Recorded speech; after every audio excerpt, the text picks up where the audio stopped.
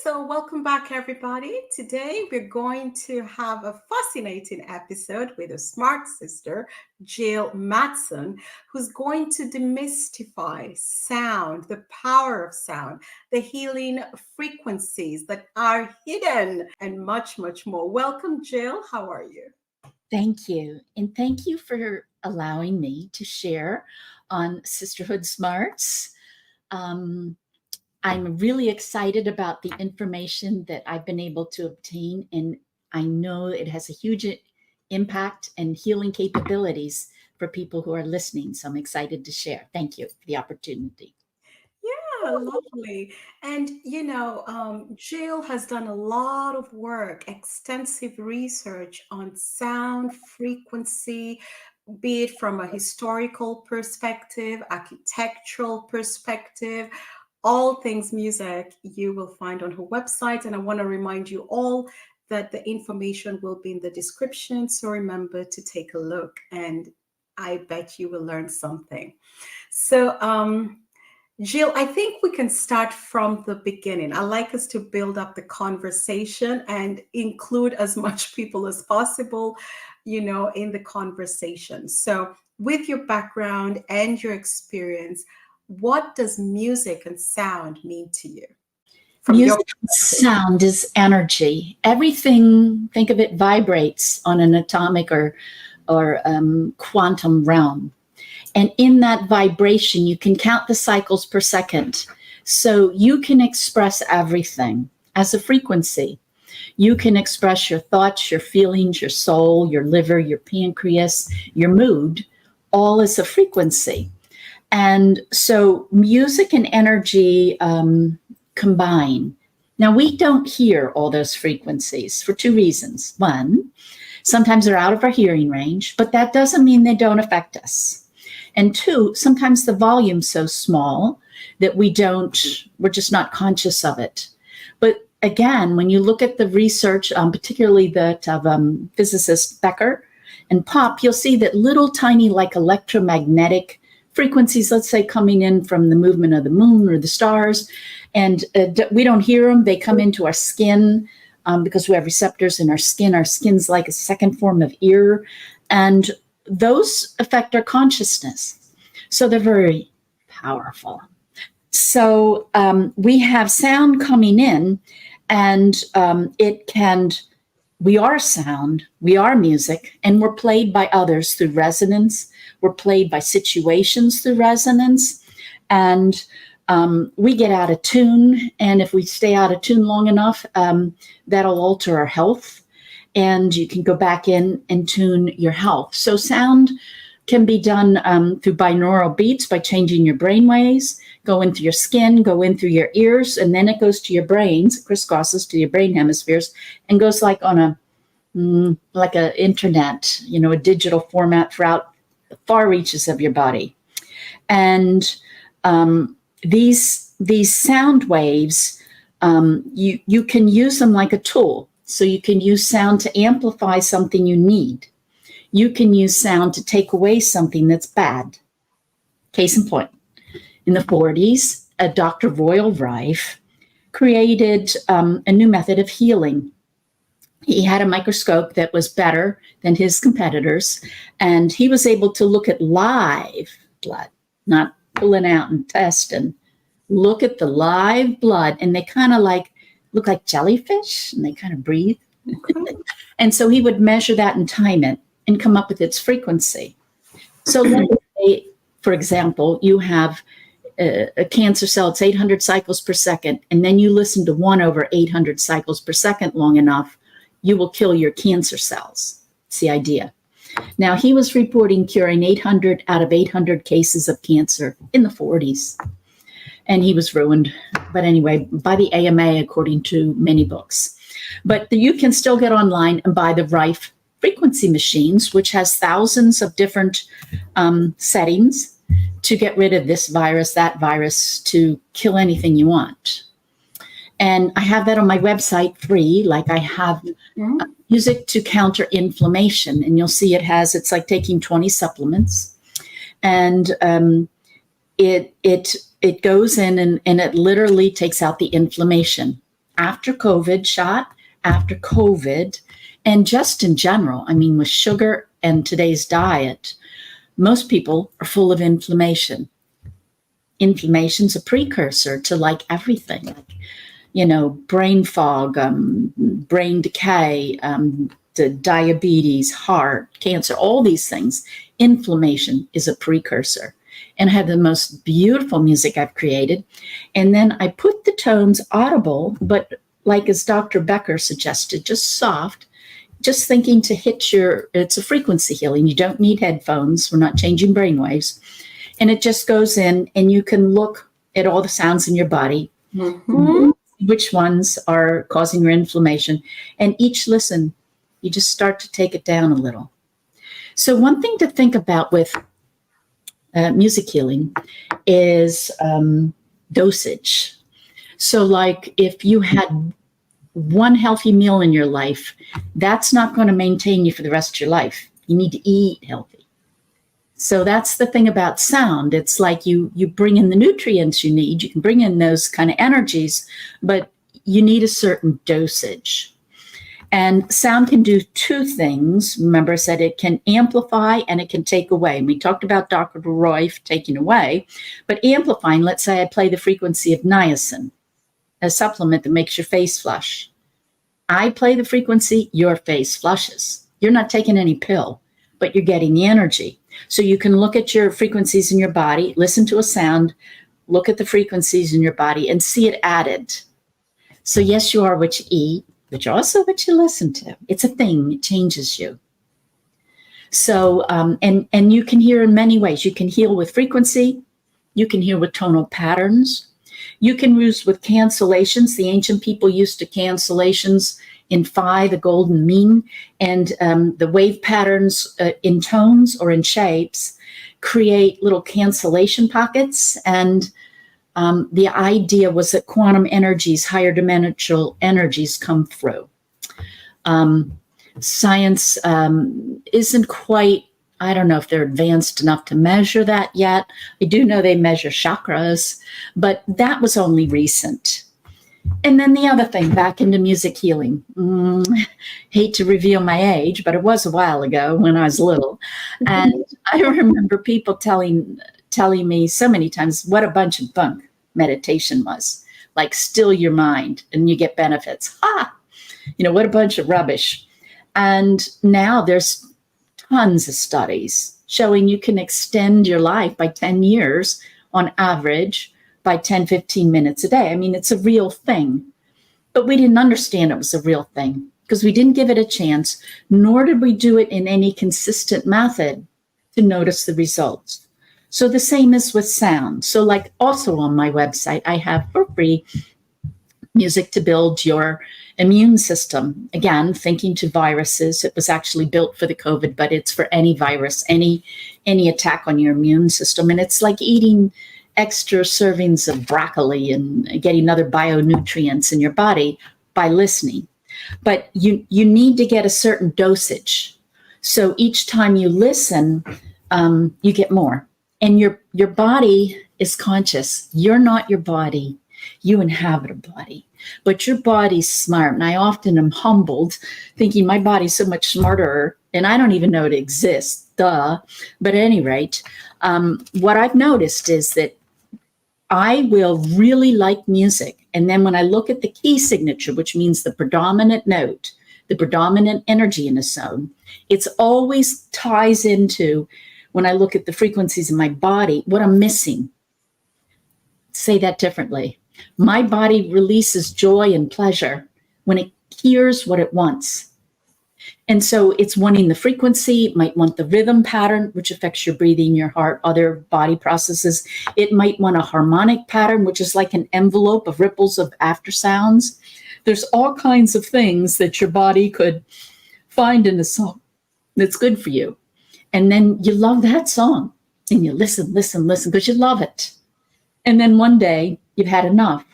And that's when you've ingested, you've got, each time you listen, you take more, boom, transformation. And you don't need any more. And all of a sudden it doesn't pleasure you the same either.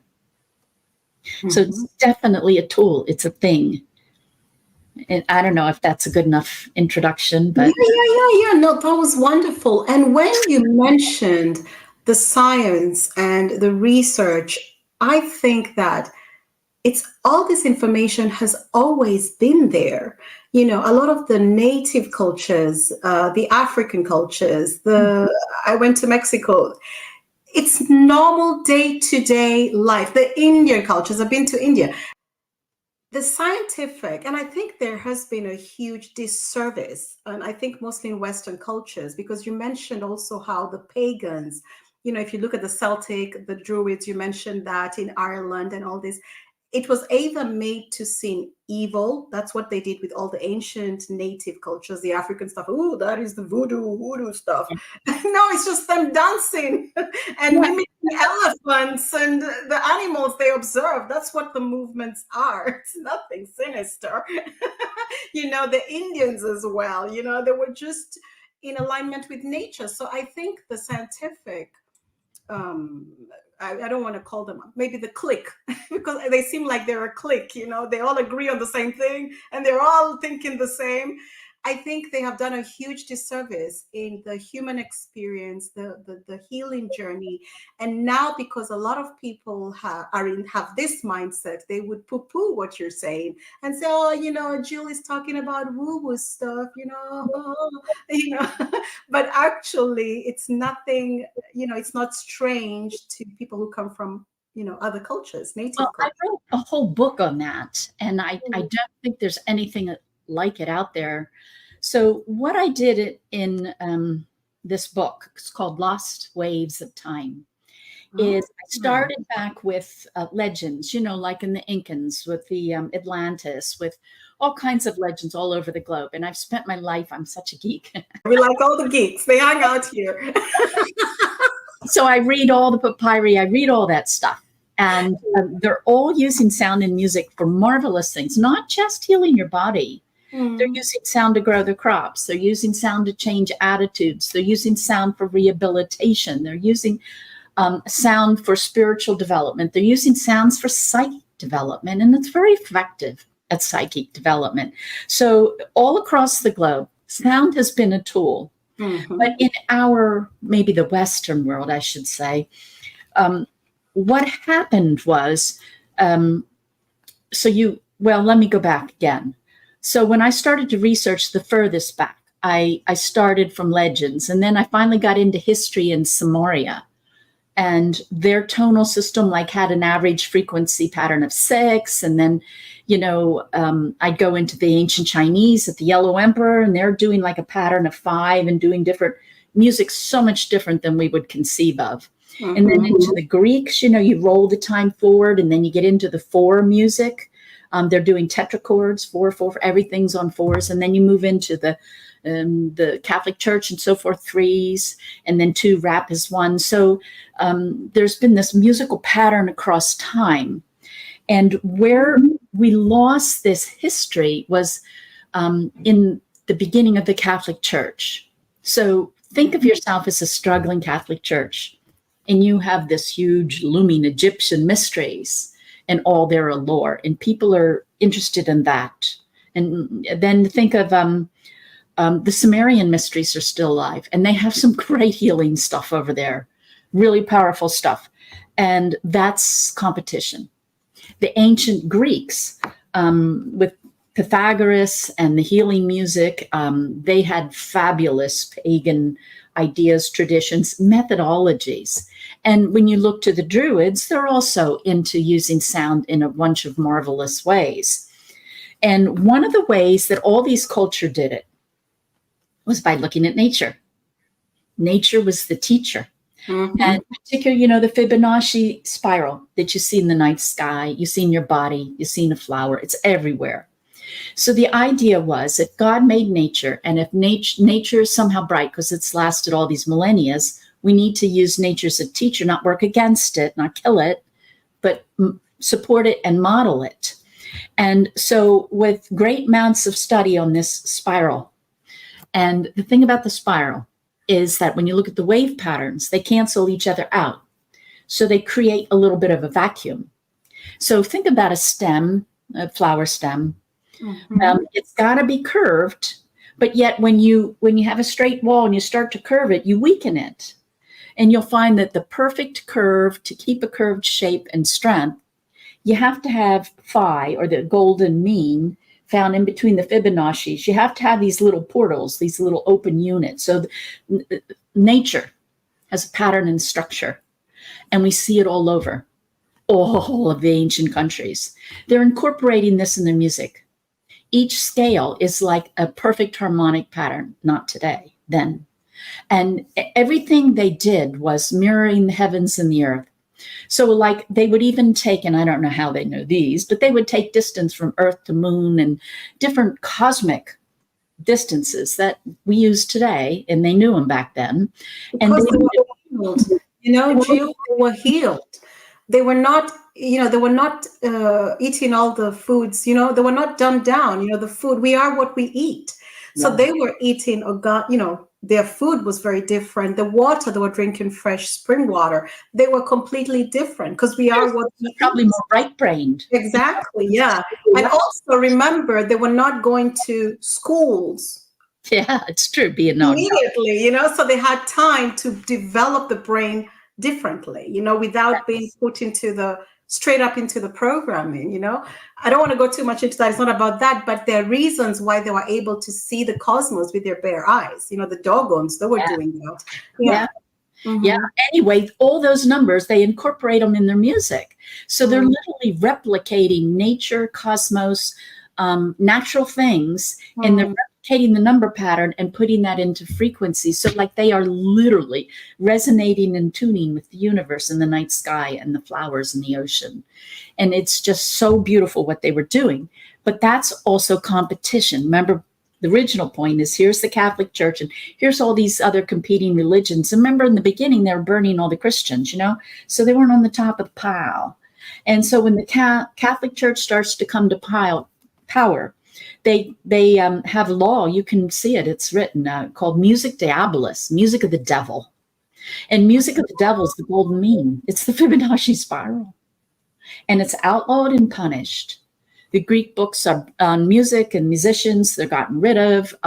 So when the Catholic Church later starts to incorporate, like, music's just outlawed. And then after, like, a void, they start to incorporate it as plain chant, just one tone, no accompaniment, no beginning and an end or a song, just like wind chimes, maybe. And so as they start to develop that, they've burned their history. So they use the same names as the Greeks for a lot of their stuff, but it ain't the same. And so hence, we when we look at our history books and music, we go back to the time of the beginning of that, of the Catholic Church, and stop. But all the good stuff's afterwards.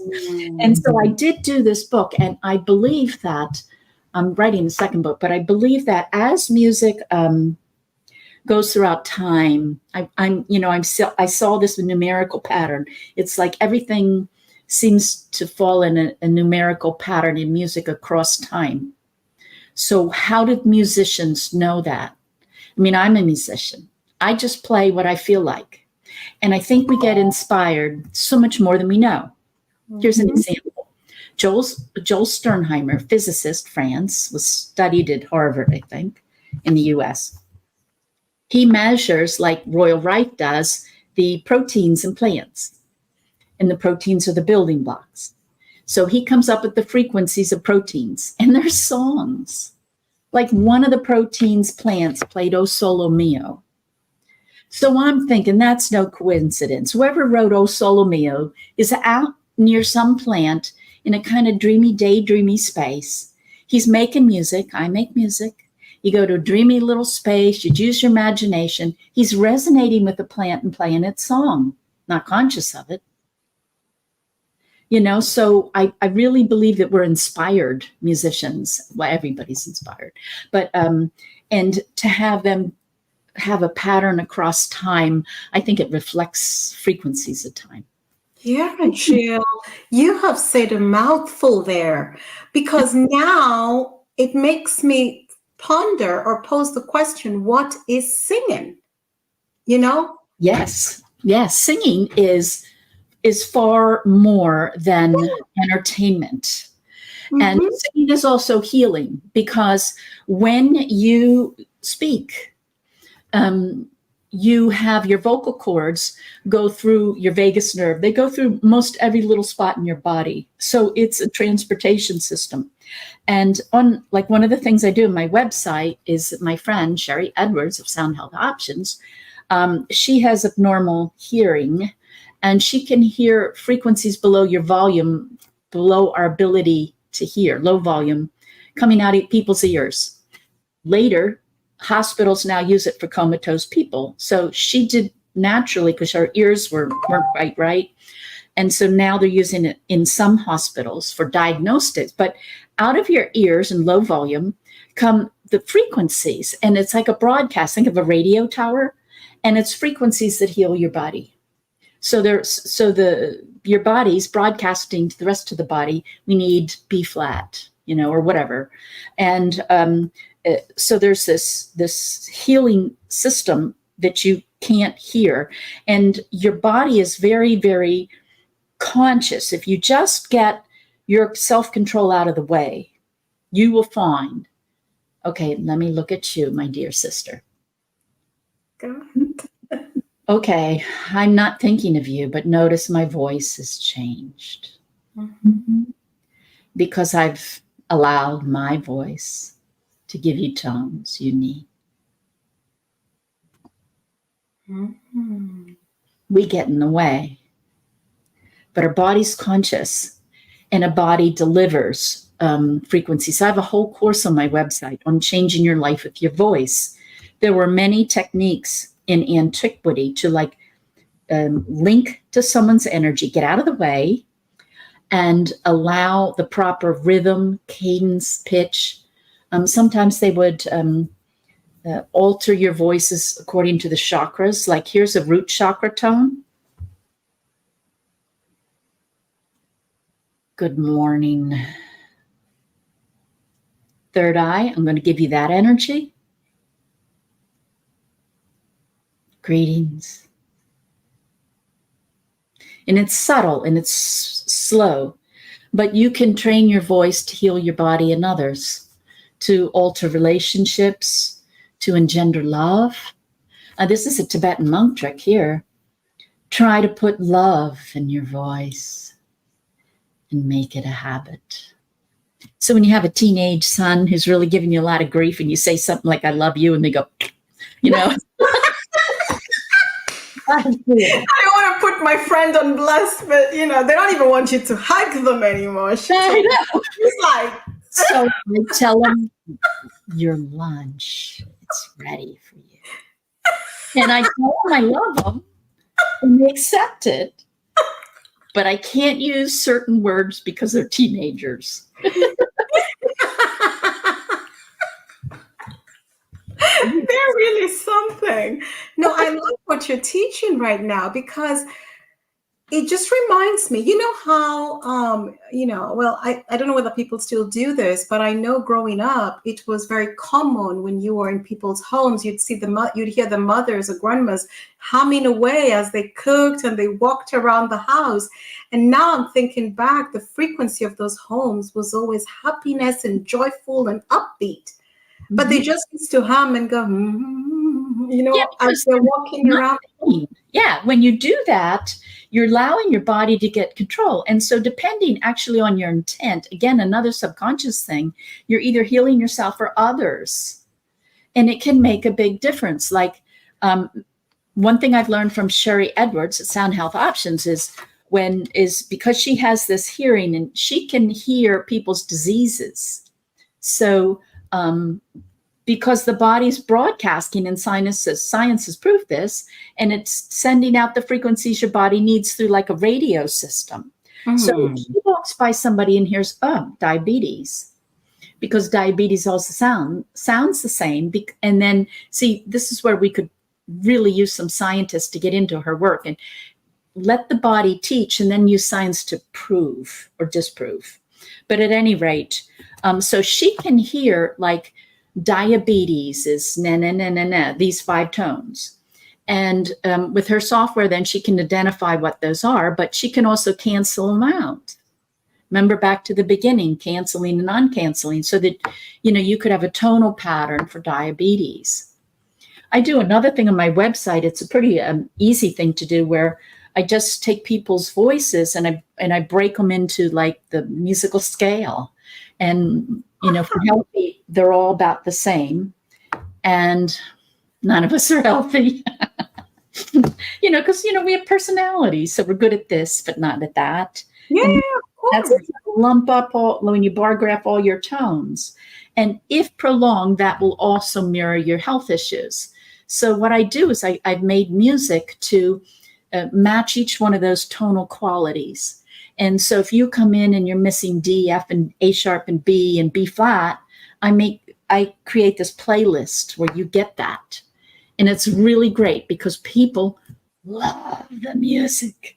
And I'd love to think it's my music. Oh man, I'd love that. But I don't think it is. It's because the body's releasing endorphins because the tones match what they want to hear. Yeah. You know? Jill, I love where we have this new health relearning and unlearning, what is natural, the natural way of life, and all this knowledge that is now coming to the forefront that, I mean, what you've described right now, we are walking almost like power machines, just opening your mouth. You can do a million things depending on how you tone, what tones you use, Absolutely. what I mean? What I'm just taking this, like this body is a powerhouse. You know what I mean? We're far more gifted than we have any idea. We're very limited, and we can be a victim and blame it on everybody. But the biggest person dumbing us down is us. Yeah, but I also think, if you don't know this, you can, it's like you're this chaotic being. Yes. Because you're doing powerful No, you're the solution. You're like, boom, you just, threw a frequency at somebody and, it didn't land right. You know what I mean? If somebody's really sick, watch your voice change if you let control, and you're feeding them. How nice is that? How beautiful is that? And here's another thing that's just so beautiful. What music's really good for you? Well, what do you like? Isn't that beautiful? Yeah, what do you like? Yeah, and that's an interesting point because nobody tells you what to like. You just know what you like. Well, not always. I actually find a lot of people don't, because what happens is some people get so abused. When you talk to most people, almost everybody has a tough background. And what you do is you shove it, because we're taught to be polite, to be right. Why aren't you this? You should that, should this. Why aren't you? She did this, and you get this whole kind of like humiliating, not just humiliating, but dumbing down. And you push it down. And what I found is that once you push down so much, you turn off your feelings. There's no button to turn off pain. There's a button to turn off feelings. So you can numb out. But when you numb out all your pain and you ask someone, what do you like? They say, I don't know. What do you want to do? I don't know. What feels good? I don't know. They're telling you straight. They don't know. And I created music for that. It's called the Healing Flower Symphonies, and I was inspired by dear Mr. Pythagoras. And what they did in ancient Greece was that they talked more like about mental health, and they saw like a doorway into physical health was your emotions. Like no worry, no ulcer. And emotions are certain feelings, and they are cataloged, and you can measure them. So you can even look at your frequencies and say, this is your emotional state or your personality state. Anyway, so when you dumb down your feelings, you dumb down the positive and the negative. And actually that's very bad, because I realize that the body's trying to protect itself from all the pain, but pain is communication. And if you don't feel it, you don't release it. And it just kind of builds like a big garbage dump underneath. And then we look the other way. But so what they did in Greece was that they would pinpoint the emotion, and then I kind of like create it, resonate with it, and then allow it to pluck out of the body, and then put in the positive, which I did. And then I put in frequencies of flower remedies. So I have this music that stirs up crap, and then it'll pop it off. And if you're sensitive, like very sensitive, you can feel where in your body it pops off. And the Greeks did another thing. They also, and this is not in the Western translation, but in the Arabic translation of the Greek music, it was all about phi. And think of phi as like a cutting tool, is a wave cancellation, a portal. Like I have 2 CDs where I'm just making pi portals and bringing down all this higher energy. And you can do your Carillion photography and see all this light come in your body. But they would use pi portals to cancel, to cut, to eliminate. And the Greeks' theme on everything was emotions. You heal by emotions. So they would have tribes like the scales. And when you look in the old music books, like you get taught in college, Dorian, Iodian, these names, those are locations, tribes, and people.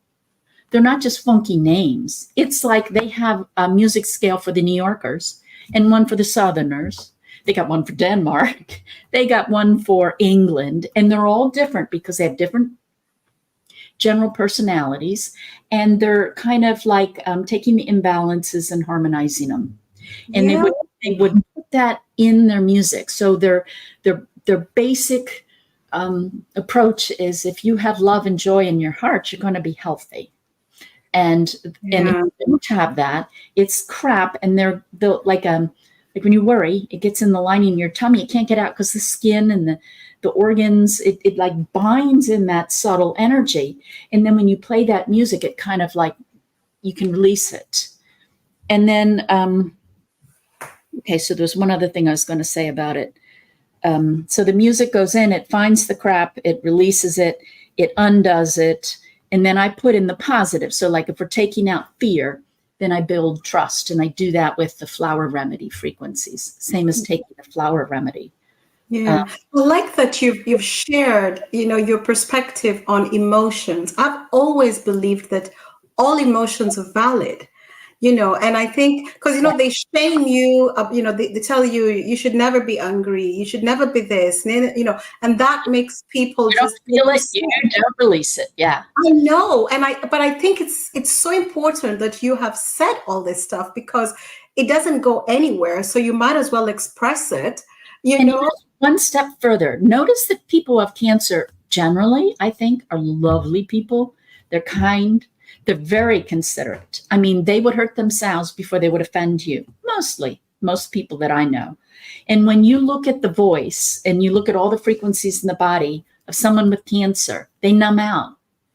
Remember, I was talking about I can count, like I can look in your voice and count the different notes, and then I can provide balancing tones. Mm-hmm. You look at a person as cancer, it's flatline. Do you know, I read a book, you're saying something there, because I read a book from a naturopath. I'm not going to put her name out there because people will just take that one sentence and not read the whole book. But she said that cancer, and I'm summarizing, it was a whole chapter on this, but she mentioned that a lot of people who have cancer are dishonest. Yes, and that doesn't mean that they're bad. Not like they're liars or stuff like that, but they're not honest about their emotions, about their feelings, about a situation, and they're not honoring the relationships. Yeah. And they've given all their control away. And she healed herself by flipping that and just doing, speaking out, being, looking at a situation, understanding it, tearing it apart, and then her cancer went. And you would find incredible transformations, the things that people have written to me about listening to my music, maybe for 3 to 6 months. Because another thing, your body's so smart, I've noted, with this music, it takes out negativity.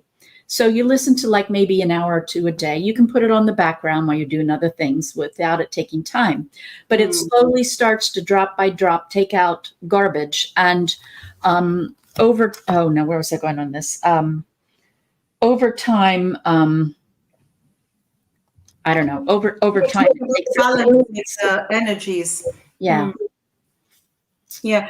But you also talked, I didn't want to forget my train of thought. When you're talking about the different frequencies, and you said there's one for Denmark and one for Greece and one, I was smiling over here because if you look, if you know Danish people and Greece people and Italian, they're not on the same frequency.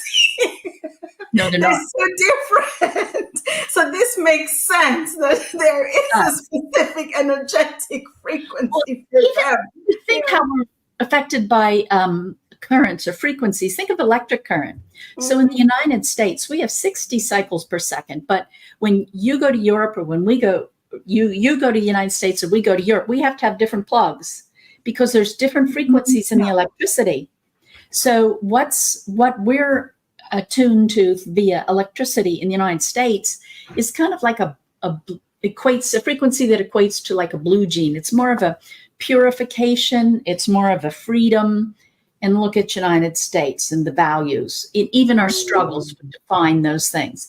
If you go to Europe, you have 50 cycles per second instead. And that equates more to a blue or a nurturing, take care of each other. And generally speaking, Europe is more socialistic. They are there taking care of each other. And you can see the reflection of that frequency of electricity. We are affected by frequency from top to bottom. So my thought is, why don't we start using it smart? Music is cheap, it's accurate, it's reusable, it's pleasant. But you know what, Jill? People would be like, we listen to music all the time. We're using music. So what is Jill talking about? You know what I mean? It's kind of like saying, well, I don't have to meditate because I have brain waves and think all the time. But no, you do need to better meditate, because it's not just any type of thinking. It's a stilling of it's a specific type of thinking. And then once you get into meditate, you can, you have the brain power to stay on a thought, let's say a positive thought. If you meditate a lot and have mental control, you can say, well, that's a rabbit hole of bad feelings. I'm not going to think there. But if you just are monkey mind, you don't have any choice. The outside pulls you. And it's the same with music. You can let it be random, but when you're going places, that doesn't mean it's good for you. No, you don't want random music, and especially what they blast in the radios. Most of that music, I don't want to put any genre on blast, but what's mainstream is usually not the business. No, mainstream at this point in time in my timeline in the lost street of wave is kind of like a jackhammer. So it can amplify any negative thing you want. However, it can also go in and crack a hardened soul. In other words, everything in duality is positive and negative. So in general, it is negative. And those notes that we use to create that music were illegal throughout most of Earth's history. So we now are incorporating all kinds of dissonance. And does that create dissonance? Absolutely. But for some people, if you've had enough, it can kind of like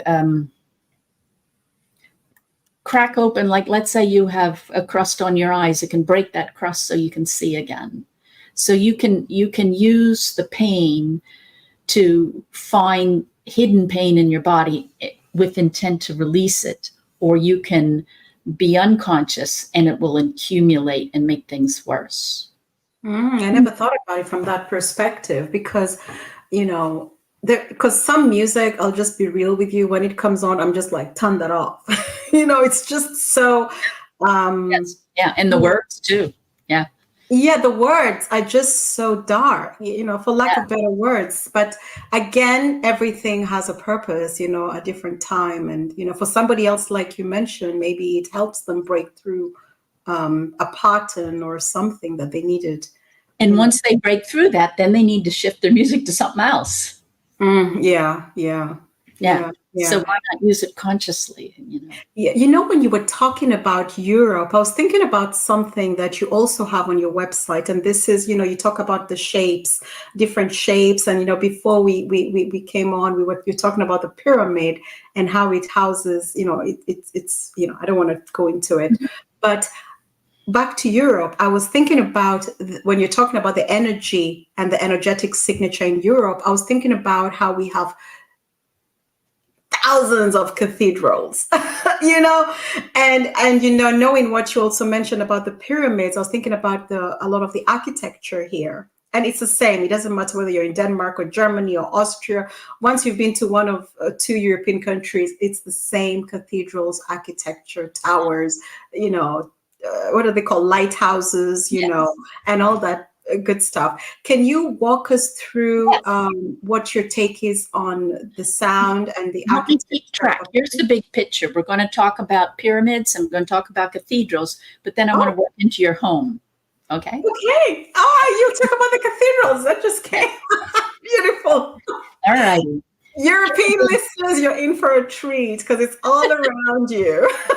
Yes, it is. Wow. And the bell that rings. To date, they still have the hourly bell that goes bong. That's a sound. And If you know that's what what that I call means. the community. So I want you to think about how to put it. Maybe earth is a musical instrument. Mhm. And first of all, like we know about resonance. So if you have a violin here and it's playing A, and you have violin here and it's playing A, they exchange energy. So I play A on this violin, and this one starts to sing and no one touches. Resonance, proved over and over again by science. But I say to you, resonance is brighter. If you have three identical tones here and three identical tones here, they also swap. So, like the Schillinger Institute in Germany, for example, used a photon camera, and they saw two shapes, two crystal skulls, and they would photograph the skulls exchanging energy. So, a pyramid creates an energy pattern two ways. One is that the air hits it from the outside, Mhm. and two, the air ricochets on the inside and actually along the shapes of the materials too. So you have all these different wave patterns. Science has proved over and over all the benefits from being in a pyramid. Your wounds heal faster, you get sick faster, your immune system's boost. I mean, it's like 9 or 10 different things they've measured that improve in the shape. And so it's not really the shape. It would be the way the air goes off and ricochets off the shape and creates certain patterns that are healthy for your body. They're positive for life. But so now we're talking about the different shapes resonating. I want you to think about the pyramids all over the earth. Notice they're all on ley lines. They're all, and same with the cathedrals. They're on, so the cathedrals were built on Druid sacred sites. So they're not new to Europeans. They were the Druids. They selected them because they were places underneath where the water crosses. And so they would get water cross, and then most of them have a well called a Virgin Madonna, or sometimes a Black Madonna. Anyway, but this well, Poland, mostly Eastern European, Russia, Poland, they have the Black Madonna everywhere, and Rome, of course, Italy. Hmm. yeah, so it's going deep into the earth and it's getting with the water. So like if you're singing in the church and it reverberates, and of course they've got the shapes to give you all kinds of cancellation patterns. They're using that phi and thing to bring in this higher dimensional energy so it feels holy and you kind of calm down when you walk in those doors. So they've got this, and then they've got the steeples that go up to reach to the sky. It's like a radio antenna. So you're going up to the sky, you're going down to the earth, and you've got all this portal stuff. And you're on a place that feels good anyway because the waters crisscross and they create pi down below. And then you come in and you sing and you pray, and that energy is going up and down. So then zoom out and maybe even consider like a cathedral, like a pyramid. Look at all the sacred sites, and you'll find they're all mapped on Earth ley lines. They're all mapped on, NASA has a different word for it. Anyway, they have different names for these type of energy currents, and they're mapped. So if you were to try to raise the frequency of the Earth, you wouldn't locate your healing spots anyplace. You would look for places where like the sound goes down into the ground, it goes down through that well, it hits the water stream, and then think of the underground water like veins, networks, arteries. And then one cathedral is going to resonate with another cathedral, and they're on energy lines that resonate anyway. So it's kind of like putting a netting of light around the earth to lift it. and they're Jill. coordinated, and they're coordinated earthwide. They're healing machines. And, we've never thought of lifting the earth or a country. But just like in England, for example, you look at their energy currents and you look where their temples are. Those druids knew what they were doing. And the Christians just burnt their site and built theirs on top.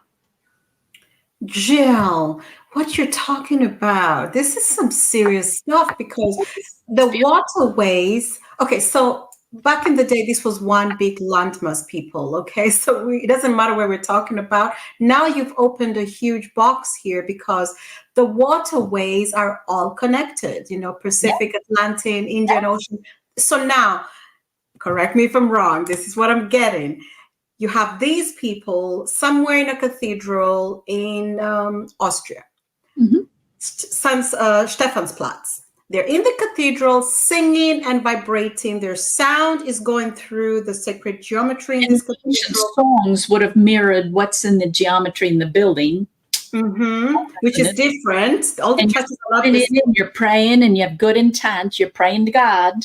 Uh-huh. And And you're this is vibrating through the waters and the ley lines. And now, Jill, correct me if I'm wrong, what I'm getting, is this then being distributed and going across the whole world? Yes. Yes. And, think of the cathedral too. It's kind of like they're doing the nutrients for their farmers, for the food they eat. They're blessing the water. It's holy water. How cool is that? Wow. And now, No, yeah, Jill, this yeah, is so cool. it is. These people And were very I bright. mean, my European people, come on, they know the churches are empty here. Yeah. They're touristic attractions. Okay, I'm just gonna say, guys, they know I'm speaking the truth.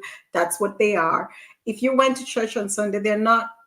People don't go to church here. They go to visit, to look at the architecture. And no, also, a lot of times I find that some of the masses that are most popular are those in Latin. Now, think about that. So the ancient languages, Latin, Egypt, Sanskrit, and so forth, they like our language is more of a GMO. Like when you look at those ancient languages, let's say Om from the Hindu tradition, if you get underneath a drum, put sand on the top, and chant underneath Om, Om, and then do it forever until ad nauseum, the sand on the drum is going to eventually shake, go out to the edges, come back in, and it's going to hit up and, it's going to make piles and empty spaces, and it will create the symbol for Om. In other words, in ancient languages or languages of light, none of which are existing today, the word was the energy of a thing. It wasn't symbolic.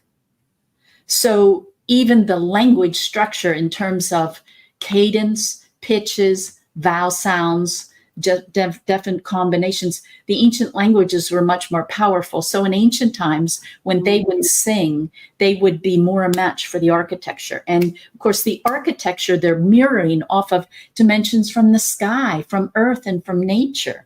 It's like this big harmony thing. It's just so beautiful. Yeah, I think in Egyptian, you mentioned the Egyptian language. I think this is called Medu or Medu. Maybe I'm pronouncing it wrong, but the translation for nectar is nature. Yeah. Yeah. But it's Medu or I think the gods are called Netter too, but they're Yeah. they're one and the When same. you were saying that, the language itself is called nature, Medu. I wish I'll look up what Medu means because it must mean something to nature or with nature. You know what I mean? Yes. Well, should we go into your home? Yes, please. Okay. I wrote another book. It's called Home of Power. Mm-hmm. And again, I don't know that there's anything else out quite like this, but I have a lot of psychic skills, and part of the reason why I think I'm able to understand antiquity is because I have music skills, I have math skills, I have psychic skills, and I'm kind of geeky, so Love it. So when you look at something in antiquity, like when I was younger, I was more judgmental and stupid. And as I grew, I changed. So let me give you an example. Like the first time I read this papyri, it said, if you crack your skull, sleep with an ostrich egg. And there's me thinking, oh, what are they smoking? Ho, ho, ho. Well, anyway. I'm laughing because we've all been there. You laugh about it, and 5 years later, you're like, ouch. Joke's on me. So then I realized there's shape resonance. Well, an ostrich egg is the size and shape of your head. And will it help you resonate and heal? Absolutely. Furthermore, you can now go to a bone doctor and he'll give you a little box. He'll take the time to heal your cracked skull, cracked bone by half. And it's the frequency of bone. Well, the ingredients or the nutrients in an eggshell is not unsimilar to your bones and cartilage. So would that help? Absolutely. And so I think people go in and they read all this ancient stuff and they do like I did when I was younger and they go, wow. Yeah, they're like, oh, Faith, that's woo stuff. And then, later on I come back and have these moments like, oh, oh. Yeah, now I know better. Like, I don't care if I meet I don't care if you're in a village in Mexico, in Nigeria, you get the knowledge because they know what they're talking about. Yeah. I don't care. Like, yeah. So anyway, back to your home. So I began to hear my home. And I began to hear like clutter causing dissonance. And I began to hear like the shape and the harmony coming from a pyramid shape and so forth. And also began to like hear colors and its clairaudience and notice pathways and kind of feel where negative earth currents. So now everybody's very well aware of negative cell currents, negative electricity currents, but the earth has negative currents too. So there's really several different sources, man-made and natural, that can be very unhealthy. There was a study, and I think it was in Eastern Europe. There was it went into a cancer institute, and all these people that had cancer, they went into their home, and I think like 100% of them had 2 negative energy earth currents underneath their bed. Underneath the bed? Underneath their bed, in the dirt underneath the bed. Ooh. So, because see, like they have these Hartman and Curry lines, and you can measure them. That's science. It's not woo-woo. And so they're positive and the negative, and they it's like a netting kind of crossing the earth about every 10, 15.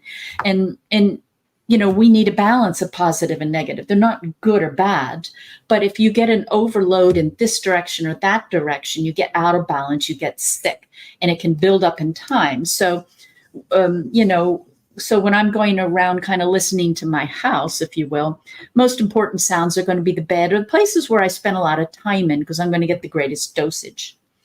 So like, for example, let's say with heart health, there's certain frequencies that are good for your heart, like around a G or something like that. Blue, different colors, reds. I mean, they're different colors that will match different attributes of a health. And I list these things in the book. So you can use colors and shapes and materials for different health issues or for different goals. So let's say you want romance in your life. Well, there's an ancient method in numerology. And again, I've been very humble. Does numerology work? Oh, yeah. Marco Rodin, he said, and Kepler and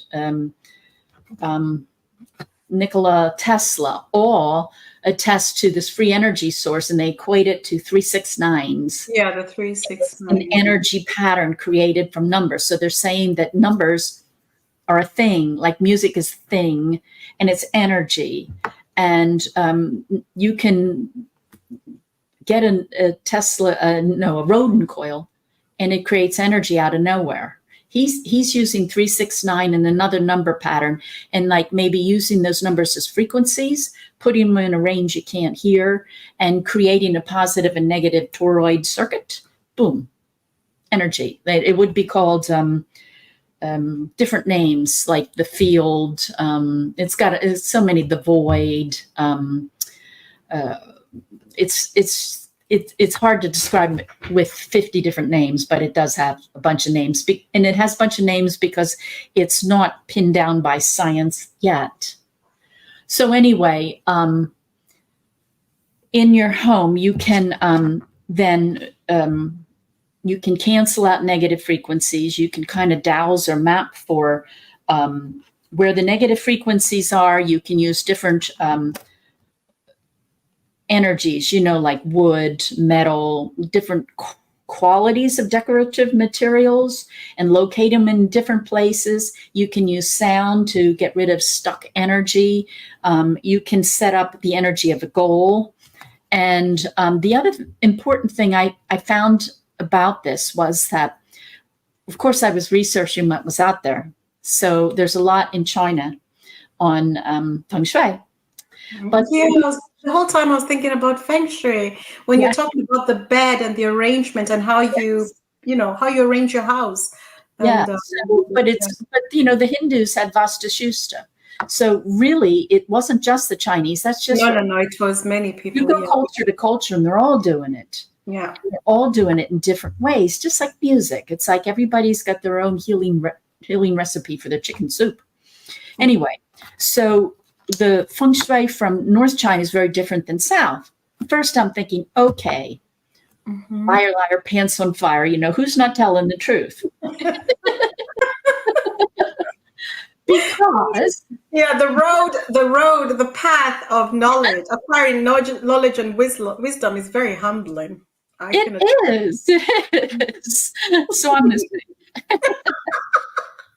Anyway, so the dirt's different in North China and South. The mineral content's different. The rivers are different. The history is different. The people are different. Geographical location is different. The ley line is different. Now that you mentioned that. It's all different. It shouldn't be the same. But here, everybody pretty much globally takes that book from North or South China and applies it to New York City or to Denmark. Well, that's not, it's okay, but it would be a lot better if you did your own, and it's not that hard. So one of the things I do in this book is teach you how to judge your own land, your own home, whatever you call home. So like if you're an apartment building, well, then heal the whole apartment building and woohoo, look what you're doing for everybody else. But so you can read and map the energy and create what you want. And the thing that I really like about, I don't know what you want to call it. I almost hate to use feng shui because it's so much bigger than China. Yeah, it is. Using your environment like a music box is that it's permanent. So, I come in from a hard day's work and I'm already starting my healing. I'm not turning on the music. I don't have to think about this. I don't have to think about that. I go in. I really do my bedroom up nice. Boom. When I'm sleeping, I'm getting the treatment. It's like a permanent way to heal yourself. It's very, very nice. And it's very powerful because, again, we get back to the dosage issue.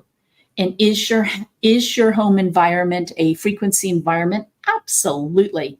And you exchange energy with it all the time. So why not wake up, be conscious? Not that hard. The book is not written for scholars. It's written, very plainly.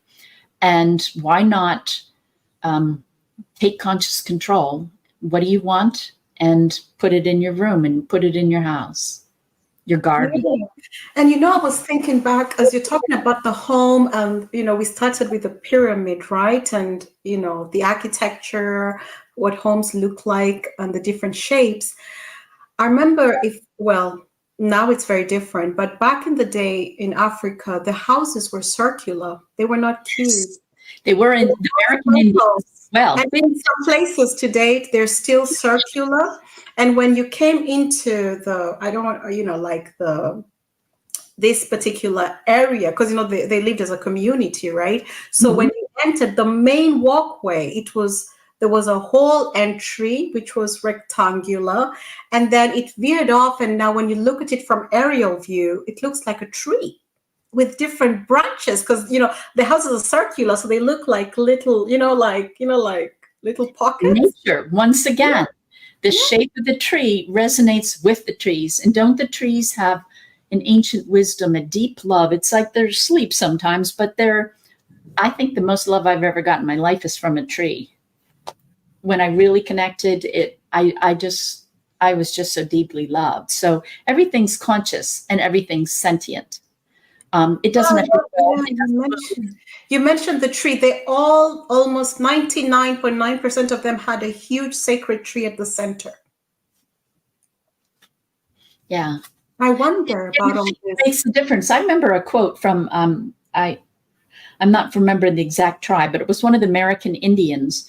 And it was a modern day quote from a modern day Indian. And he was saying that white man puts us in these square boxes, and we only survive and thrive in our circular homes. And The Indians are also doing circular, huh? American Indian, they had teepees. And think of the Eskimos. Yes, of course they were circular. Didn't Yeah, I? circular. So you look at them, the little. You can find those little kind of shapes up in And the the top of sleeping bag. all of these were like a pyramid shape. Yeah, Now it's coming back to me. yeah, So you had a circular at the bottom and then the pyramid shape at the top. And now when you mention the Native American, the Indians, sometimes the tiki was a full-blown pyramid shape. yes, yes. And there's different healing values. So you get a different healing value from a pyramid shape versus, let's say, a TP with 5 sides, which will give you a different healing value with a TP with 6 sides, and so forth. Okay, yeah. So it's all different, and you can kind of map and match to yourself what you need. So like I read a lot. I found a lot of stuff in Bali on their feng shui, if you will, and they would create the home for the master of the house. So they would literally take his measurements, height, the width, and different things, and so everything would be in harmony with it. The chairs, the fences, the height of the roof. They created harmony because the master of the house was kind of like the fate or the fortune of the group. People in ancient times were more tribal. So even if, like you read in the Old Testament, Moses goes up to the hill, he comes back, and Aaron's been messing with the golden calves, and like he kills them all. And nobody blinks an eye. I did. And When you said you're messing around. killed them all, baby, grandma. Yeah, killed them all. And I don't know. Anyway, because that's how that was reality then. You grew and lived and died with your tribe. And over time, and I found this with the music. So the music would be the music of the tribe. And over time, it was really in the Greek time when they started doing these musical scales per tribe, the Dorian, the Iodian, these are people. That's when the first time I found like a country breaking up their music and making it for smaller groups. The Dori and the Aori? Dorian, I don't know, it's an island in Greece. Oh. So there was this tribe there that was on an island, and they had a personality. They all intermarried. They're going to have the same traits and looks. And so they use music to balance them. But if you look in time, when you go way back, people, it's more like their group souls in their tribes. And then over time, we're breaking into smaller and smaller groups. And while we're doing this, our music breaks into smaller and smaller groups. And my new book coming out, The Music on Time, I'm also suggesting that time has fractal patterns and has frequencies that influence us, and that we're going through a cycle in which there's a lot of dissonance and chaotic and breaking up into a lot of smaller little groups. Yeah, Jill, your book on time is going to be a trip. It's going to be something, because what is time? You know what I mean? And even when we look at the calendar, when people say, oh, even birthdays, I don't know how all this stuff becomes very shaky, fluffy, because there is the Ethiopian calendar and the Iranian calendar. They're on the same time page. So if you're on Gregorian and you're in Ethiopia, you're a different age. Or Iranian calendar, you're in a different year. And they follow the astrology and the cosmos for their calendar. And we all are on the Gregorian one, which was from Gregory. who I was told that discovered that his calendar had flaws, and so he threw in April Fool's Day as a I haven't proved that it's true, but I was told, Faith, that's what April Fool's Day is, because Gregory was kind of taking the, telling us what's up, But I don't know how you're going to navigate this very tricky. What time are you? How are you going to navigate this Well, different? how I got into it is how I got into everything, which is music. So when I wrote the book, The Lost Ways of Time, I spent a couple years on that, of looking at everybody's music and seeing the mathematical pattern and seeing that, seeing, over 5,000 years, how music followed a pattern. Now, how is that? How are we inspired? When I create music, I'm not thinking about that. And so it dawned on me that when I looked at the numbers, they were actually would be, if time was a frequency, it would have harmonics, and it would neutralize a harmonic or balance a harmonic pattern. Got So you. then I started looking at time as a harmonic, as a frequency, and going through again all these ancient things. And again, most people have gods of time. The Hindus, the Greeks. Most countries do. So they feel time can be controlled. You can get in time, get out of time. Time can slow, constrict, and you can use time for benefit. You can walk out, you get intuition, you get deja vu, you go forward, you go back. There's lots of rich tradition, and time is not all the same. And again, particularly in the Hindu tradition, they have, but it's in Bali, it's in China, it's everywhere. More notably popularized in Hindu, is that they have these ancient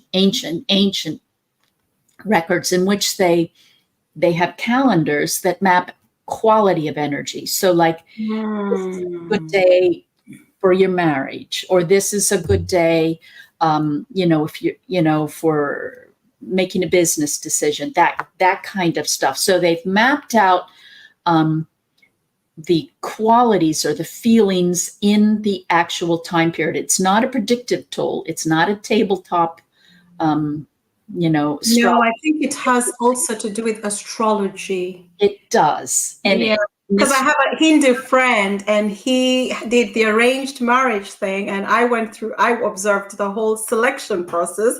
I'll tell you all, people, it's intense. And they look at a million things. They're not just saying, oh, Jill looks kind of cute and she has a master's degree, like they portray it on television, No, they look at what you're saying. They look at the astrology, and they look at Hindu astrology. It was very different from what we know. Yes, it is. Yeah. And it's based on a different time system as well. So a Hindu astrology is based on a time system that is a spiral and rotates. Whereas Western astrology is static. So it's like almost in everything, as we've come into this age, we've gotten out of tune. Our musical scale is a terrible GMO. And so when you look at the time things, they had them all mapped out, and they would call them fractals. They would call them harmonics. And the time periods, like in a harmonic, they have ages, and, this one's good, gold, bronze, and you keep getting worse and worse in the end. Well, we're in one of those. And that means that there's a lot of waves, there's a lot of dissonance, and a lot of things happening quickly, a lot of change, a lot of, rather than harmonizing, we're butting heads. And that's been why John the Beloved, or, the different people have predicted all these apocalyptic stories for now, because the time period, the influence is kind of convoluted. And here's the thing. It's almost like a numbers game. The biggest number wins. So let's say you're a beautiful person, and I'm going to give you 600 cycles per second as your average thoughts, feelings. I'm kind of a low life. Give me 25. Now, let's say we both have an epiphany and we both improve 100%. I'm going to go from 25 to 50, because that's when you go up an octave. When you prove that, you go up exponentially. That's how it works. Just times by 2. So if I'm 25 cycles per second and I double in improvement, I'm now 50. If you're 600 cycles per second and you now double because you've had an epiphany, you're now 1,200. So now you, my dear, are singing a song of 1,200, and you increase the whirlpool of light, say, by 600 cycles per second. So you are a big deal. And it's not what you do, it's not what you say, it's who you are, it's your being. And so if we all hold the frequency, and of course, music to me is just a tool to get there, to tune ourselves. And if we hold these high frequencies, you don't need a majority. You just need a certain number of people with enough consistent love, forgiveness, consciousness, and they're going to carry everybody else. And the whole world is mapped with ley lines and energy lines, and we've got these temples, and we've got things to resonate and exchange. So who you are matters, and what your song is matters, and how much harmony you have matters. And it Yeah. makes it a big deal. It's a big deal. Yeah, yeah. So I think that's quite interesting because you're looking at, so what I got is altering time. You're looking at the harmonics, you're looking at the periods, the different periods that things are happening, the fractals, and then it's now through these different combinations, of course, plus the essence of the person making their own song. This determines how the sound will then manifest, you know. Yes. Yes. Ah, And so, like for enlightenment of the planet would have to reach a certain threshold to not be, to overcome the dissonance of time. And you can look at that in a very negative way. Look around us. It's very easy to see all the negativity, but you can also look at it in a positive way. So at the end of every age, I say that you can look at these fractals in time, this musical frequency of time, and predict when an age will end, because the dissonance comes and it falls apart and the new age begins, so Greek falls, Rome builds, kind of a thing. And with this time period, you can look at the dissonance in a negative way, but you can also look at it in a positive way. Before we move into a golden age or a new octave as a planet, we have to raise up a certain frequency so that the dissonance of time doesn't do us in. In other words, Notre Dame predicted apocalypse now, and almost all traditions do now. And if Earth is loving and kind enough, then yeah, it's hard, and our institutions probably fall. But shouldn't we be focusing on the new? Shouldn't we be thinking about the new education, the new politics, the new love, the new home, the new structure, and people like you and our beautiful audience? Okay, how you think, how you feel, what you spend your time on, it really matters, because you're one of those high frequency people. And it makes a big difference. And that's how we win. It's just people like you maintaining love, harmony, forgiveness, seeing a negative thing and saying, hey, I'm not a victim. I'm a chooser, and I'm choosing to learn my lesson here, and I'm greater than this. And I'm peace, and I'm love, I'm forgiveness. And just kind of taking that shift in the way you think. So tomorrow isn't, when's the next shoe gonna fall? It's like, I've been loved my whole life. I am love. I am extremely powerful. And this invisible guidance I've gotten my whole life, it has served me so well. And I'm going to trust, and I'm going to believe, and I'm going to live that. And I think, and then you have to realize you're a musical instrument, and time and the people around you, they play you. You're in charge of you. yeah. It's like you're a human being, not a doing. Yeah, Jill, what I recently learned from a friend, I learned that apocalypse, the word apocalypse simply means the revealing, like the lifting of the veil. Yep. But most people hear apocalypse and they're like, oh my God, no, it actually just means the unraveling, the revealing, the veil has been lifted. And that's why we're seeing religions, look at our politics, it's all being shown to us. all of it. Yes. Yeah. And look at our individual lives. Everything. Yeah. And it's not just all the crap from this life, it's all the crap from all your lives that plays through your life. So, we're having a lot of personal drama. And the beauty of that is that we're the author of us. So we can say, okay, I just forgive. Yeah. I made Interesting. mistakes too.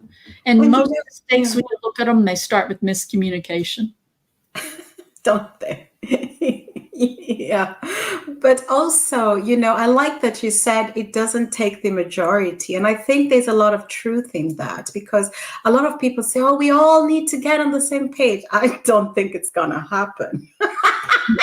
But, I also, I don't throw the baby out with the bathwater. I'm not a Christian religious person, but I did learn a lot from the good book. And one of the things it taught us is the power of a mustard seed. True. And I always, when I look at people saying, oh, faith, I'm like, it's the mustard seed, and all the things you've described, which I'm still blown away by, the cathedrals and the water and all the, whatever you do just spreads out. I think this applies to everything we do in our life because sound also vibrates. We don't know how far it goes, right? Mm-hmm. And so I really see, the mustard seed effect. And I also see from, what I'm taking from what you've said is, how people say, oh, nothing has happened. Everything is just fine. I'm like, yeah, that's because somebody's doing a whole lot of work for you. To enjoy the peace that you have, and Yeah, it's true. I don't know what your thoughts are on that. I really do see it that way. I see, like, I the think sound you're blasting into the your best way to area. have peace is to be peace. What's that? The best way to have peace is to be peace. Mm, And it's contagious.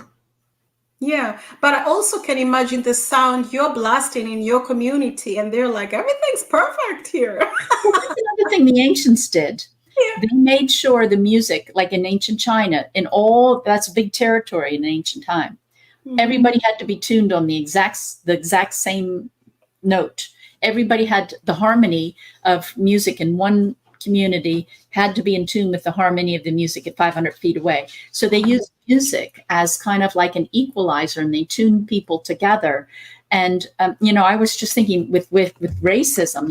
It's like when I was a kid in the United States, I thought it was quite a problem, and I think one of the things that fixed it was rap music, because Oh, it was coming out of traditionally Black people. And like, I know I have sons, and my whitey tighty sons loved it. And it's like sharing the music, sharing the culture. It's kind of like sharing our oneness. So I mm. think that, like, imagine going to a battlefield and playing Silent Night. Sorry, Imagine it that. makes a difference. And think that Yeah. right before war breaks out, there's no music. Hmm. So music was used in Africa for rehabilitation. So this was one thing I read about that was great. So let's say some kid's bad and he's doing all kinds, you know how it is. Okay, he's a troublemaker. Mhm. And rather than the punitive stuff, every child in this tribe had their own song that someone intuited Mm. when they were born. And so if somebody was really a problem, they'd get hauled into the community, stuck in the center, and the whole community would sing their song with love. How did you know about that, Jill? How did you find that story? I, Because I, I read so much. I am such a geek. And they're using it's love, but they're true. And carrying a song, and they're people always wondered, oh, there were no prisons in Africa. No, there were none, because when you did something wrong, you were not punished and treated like, you're the scum of the earth. They made a circle around you. You were put in the center, and the songs they were singing was to remind you of how beautiful you are. So they would blast you with love. They would say, yes, Jill, the sound woman, yes, to remind you what you do well. And people, usually the person would be boohooing because, they're like, why did I do what I did? This is right, really not me, and it was resolved. Mhm. yes, yeah. How beautiful. So I don't know. we can use sound as a very powerful tool in these times. And it's a critical Mm, time because we're yeah, going up like an octave, a musical octave. yeah. This has been such a beautiful, beautiful, beautiful, beautiful conversation. I Thank think we could go on for hours and hours because it's such an expansive topic. And I think it's one that, people love music in general. I've not met somebody who doesn't love music. You know what I mean? No matter what the genre is. We But are now, what's that? literally, not a metaphor. We are. No, but We're now imagine knowing what we know, what you've shared now about the music, that kind of added advantage that now you don't just love it. It's not just for entertainment, but it's for so many things. You know what I mean?